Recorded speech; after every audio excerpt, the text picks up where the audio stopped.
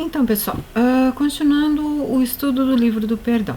Hoje a gente encerra o capítulo 6, que é o perdoar os seus pais. Vamos estar lendo da página 101 à página 105. Ali na página 101 começa com a história de Érica, né? Uma arquiteta bem-sucedida, e ela fala das suas percepções no processo de perdoar o seu pai. Eu não vou falar toda a história, ela é bem comprida, eu vou narrar o que eu peguei, acabei fazendo um resumo. Então, Érica fala que ela foi molestada pelo pai, né? Ele ia à sua cama pela manhã e nos finais de semana, antes da aula, desde que ela tinha 3 anos de idade.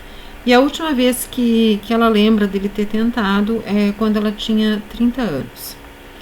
Ela nunca se casou, né? Ela diz que era feliz e nunca tinha se casado.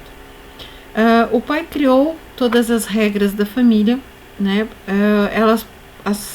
A família podia ignorar as regras, mas não desafiá-lo de forma alguma, não é? Ele recordava, e ela pensando, né, que ao recordar essas visitas matinais que o pai fazia, de deitar nas suas costas e com uma ideia de esfregar ou massagear as costas, não é? Ela percebeu que em algum momento ela poderia ter dito não.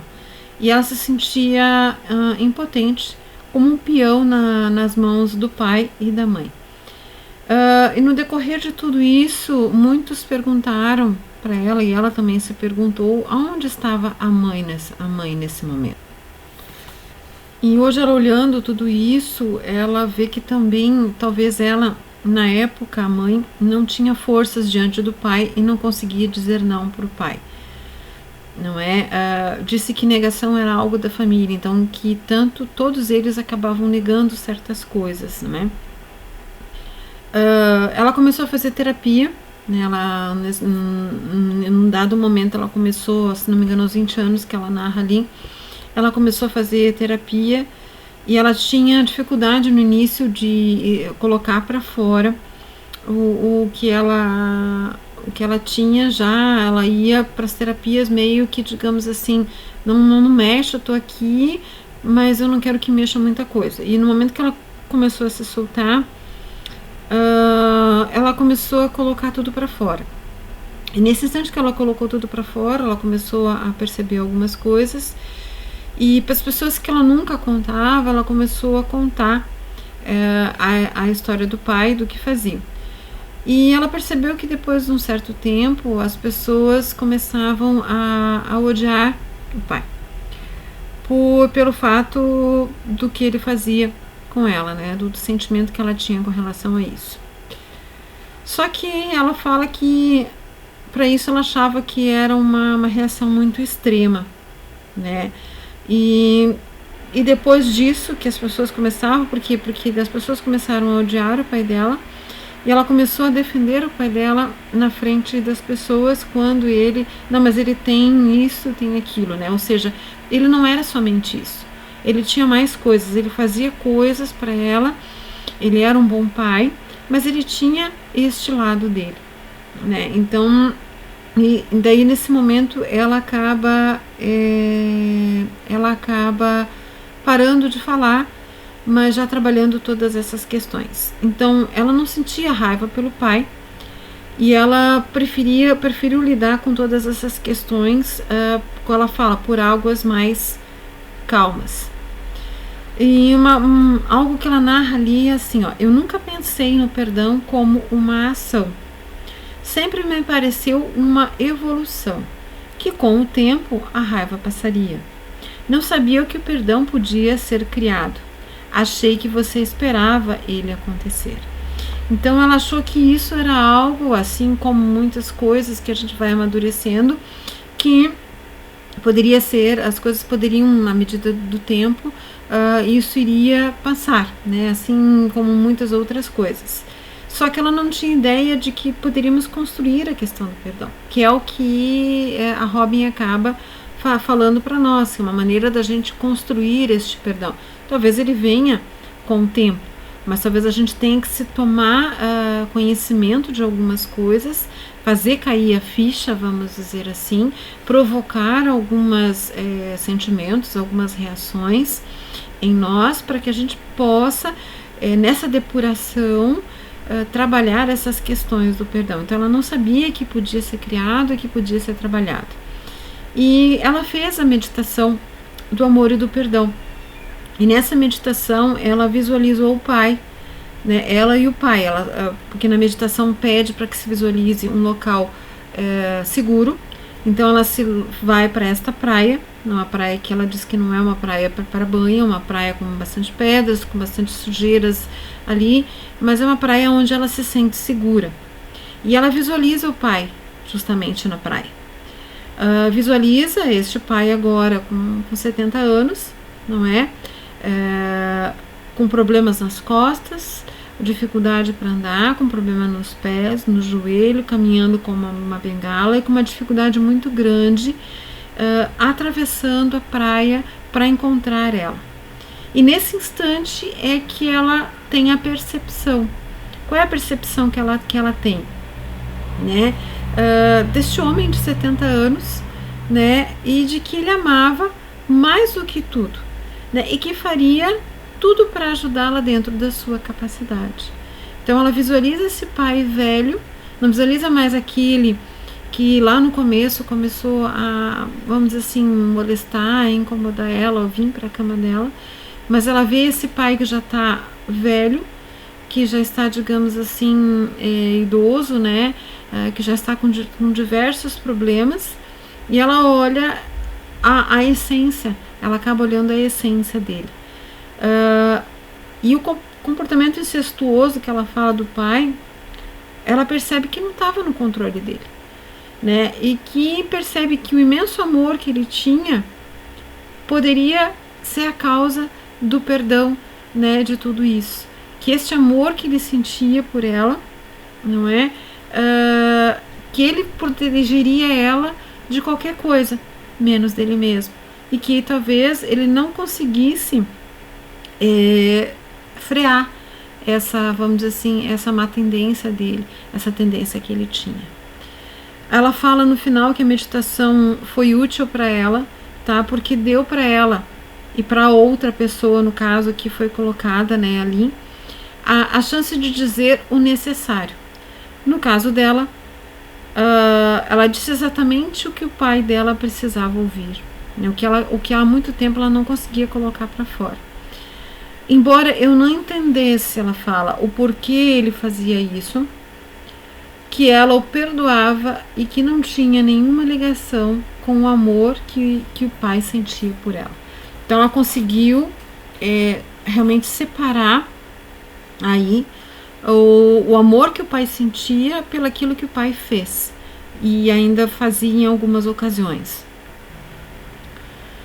A gente percebe, olhando para a questão da doutrina espírita, é que a gente sabe que vem com essas tendências dentro de nós, né?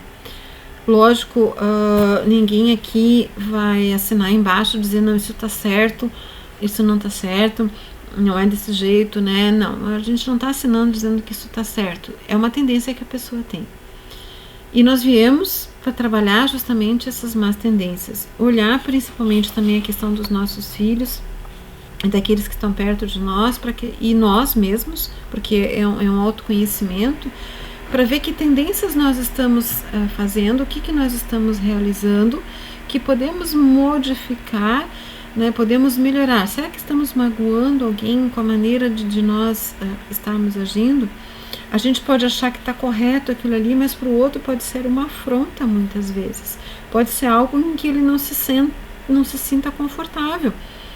Ele agia dessa forma porque ele fala, na manhã sua mãe, digamos assim, não estava bem, ele dizia, e ele ia para lá. E ele começou a ir, ela não disse nunca, ela disse não para ele, ela diz não. Narrando a história, depois cada um vai estar lendo, ela acaba dizendo não depois de um período, e ela narra um momento em que ela vasculhou a casa inteira, ele foi para o quarto, dela foi para o outro quarto, dela vai para a sala, e ele foi atrás dele. Então, havia uma necessidade muito grande ali. E ele não sabia frear isso. Ele não, na cabeça dele, talvez ele achasse que estivesse certo, né? Ela não narra, até porque talvez ela não tenha nunca confrontado ele para saber justamente isso. Então a gente não sabe que tipo de sentimentos ele tinha. Lógico, não é algo que a gente olhando, não é algo correto, não é algo bom, nem para a criança e nem para outra pessoa, né? É algo que talvez tenha ficado para trás para ser trabalhado. E isso a gente tem que perceber que talvez coisas que para nós sejam normais, talvez para o outro que está do nosso lado não sejam tão normais assim. E talvez a gente precise perguntar se está ofendendo, talvez a maneira da gente agir, a maneira da gente lidar com determinadas situações é uma maneira totalmente nossa, é uma maneira totalmente própria nossa. Por quê? Porque nós somos a bagagem de tudo aquilo no desenrolar das outras encarnações e de até um presente momento de como que nós estamos. E às vezes a gente tem a tendência a agir e reagir, não é? Pela nossa bagagem. Até que a gente aprimore isso e que a gente veja e trabalhe essas questões, nós vamos continuar agindo. Ela tinha a figura do pai, então ela não sabia que podia estar dizendo não. E nós podemos dizer sim, podemos dizer não para todas as situações. Então nós estamos aqui para trabalhar isso. Então vamos perceber também essas questões de dizer sempre sim, sim, sim, né? Se não devemos de vez em quando dizer um não, como que nós estamos habituados? Será que também estamos habituados a ouvir um não, né? Será que a gente também acaba não trabalhando isso corretamente? A gente não está acostumado. A gente já pede para o outro meio que já nas entrelinhas, né, pedindo que ele vai dizer uma afirmativa, mas outra pessoa não tem uma obrigação de sempre dizer sim para nós. Ela vai estar no limite dela. Então também nós temos que trabalhar essas questões. Então ela não sabia e começou a trabalhar isso nas terapias e colocar para fora algumas questões. Ao final tem uma frase ali que fala assim: eu sou responsável pelo que vejo nos outros e em mim mesmo. Então eu sou responsável por isso, né? Eu sou responsável pelo que eu vejo em mim, né? O que eu estou vendo em mim? Eu sou responsável pelo que eu vejo nos outros. Então, como que ela via o pai dela? Como que ela se via? Né? Então, isso muda muitas coisas em nós. Então, ela conseguiu ver o pai dela como uma pessoa que precisava e que dava amor para ela, né? Não como aquele que acabou, de certa maneira, dando este trauma ali, né? Trazendo essa figura que estava com ela ali. Então, nós somos responsáveis por isso, né? Ou como que eu vejo, eu vou ter sempre o meu olhar com relação a isso. E como é o final no capítulo, a semana que vem a gente já começa o capítulo 7, que é perdoar os cônjuges, né? Então já vamos de repente estar lendo, já olhando tudo isso. O que nós vimos nesse capítulo? Então, encerrando, né, o capítulo, nós vimos que nós temos uma oportunidade de nos curarmos com relação a pais e mães, que nós temos e podemos ser mais maduros com algumas coisas, principalmente com relacionamento aos nossos pais. Por quê? Porque eles são um fundamento emocional das nossas vidas. Então, nós temos uma certa obrigação conosco, que estamos descobrindo tudo isso e trabalhando tudo isso, de começar a trabalhar a questão do perdão e trabalhar a questão emocional que isso causa em nós, para que nós possamos trabalhar esses vínculos que estão aí, né? Aprendemos lições, porque são os nossos pais que trazem as lições de amor e de ódio, de segurança e insegurança, generosidade ou medo, segurança e vulnerabilidade. Então vamos estar pensando em quais questões nós nos colocamos. Vamos olhar do que é colocado ali, como que nós podemos trabalhar isso melhor. A gente trabalhou a criança interior na volta ao lar, né? Nós voltamos ao nosso lar, voltamos à nossa criança interior, trabalhando isso, né? Será que ainda continuamos exigindo o amor dos nossos pais? E será que eles são capazes de oferecer isso para nós? Então são questões que nós vamos estar nesse final de capítulo dando uma olhada. Ele fala da questão de desfazer as expectativas, né? Então, desfazer a imagem de como nossos pais deveriam ser. Nós imaginamos e criamos pais perfeitos e na verdade a gente sabe que eles têm também, assim como nós que somos uma criança e temos uma necessidade, também eram crianças criando crianças, né? Que também tinham coisas a serem trabalhadas. Aí a Robin nos faz um pare e pense, né?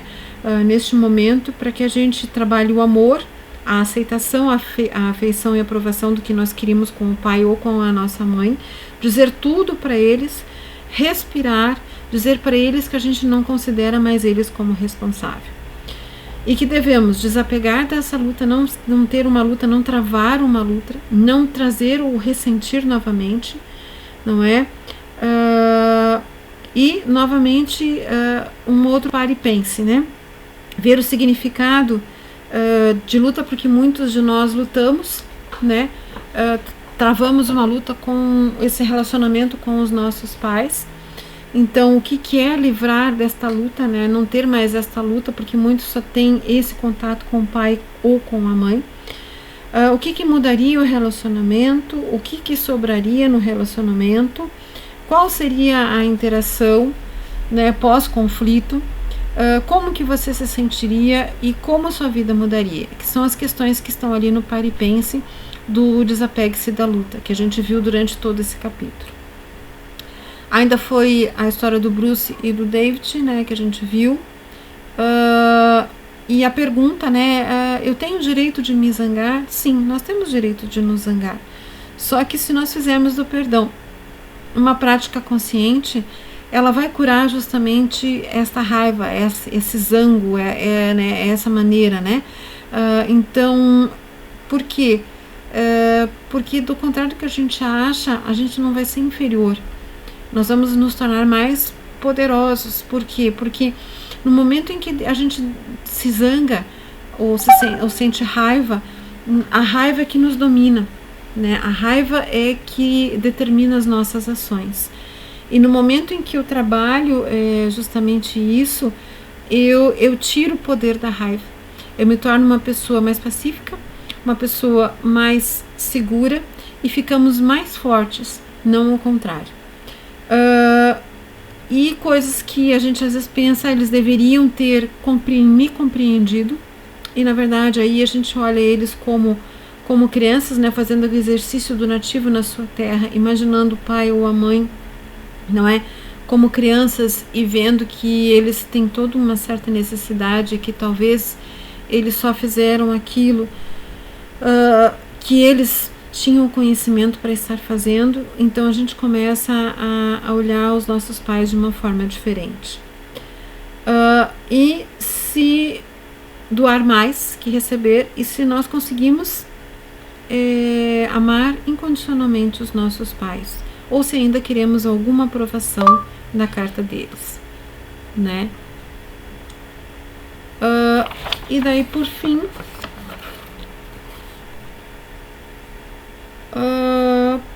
fim a visualização ali, né? Visualização, perdoar nós como crianças, né? Fazer o perdão de nós como crianças, porque muitas vezes ainda nos olhamos como aquela criança que fez alguma coisa errada e que algo aconteceu por nossa culpa. Então tirar esta culpa, né? E trabalhar o nosso relacionamento com os nossos pais, mesmo depois que eles terem morrido, né? E daí é que ela fala da visualização do amor e do perdão, né? Para promover justamente a cura, que é o que termina com a carta da Érica, ali justamente narrando como que ela fez com relação ao pai dela, né? Como que ela fez a visualização do amor e do perdão, e que nós também podemos estar realizando esta, né? Independente se a pessoa morreu ou não, se às vezes a gente perdeu o contato com esta pessoa, ela está mais longe, nós nos mudamos, não temos essa abertura, né, e a gente não tem a coragem ainda de falar cara a cara, né, então essa visualização ajuda bastante, né, principalmente se são coisas que passaram por muito tempo. Então hoje você começa a ver os teus pais de uma forma um pouco diferente, né. Então, mais um capítulo, eu espero que as aulas estejam a contento, né? Comentem, falem alguma coisa para que a gente possa talvez organizar um pouco melhor. Muito obrigado pela oportunidade, muito obrigado por estarmos lendo juntos este livro. Um abraço.